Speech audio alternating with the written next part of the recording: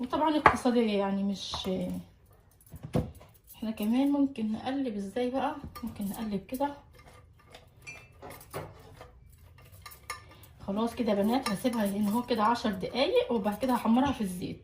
نرجع نشوفها بقى لما تتحمر في الاخر. خلاص كده يا بنات، اهي البسارية بتاعتنا بعد ما حمرناها في الزيت بصي جميله جدا، والواحده اهي بصي ماسكه نفسها. كل طبعا ما هتكتري لها دقيق كل ما هي هتبقى كويسه ومش هتتكسر معاكي.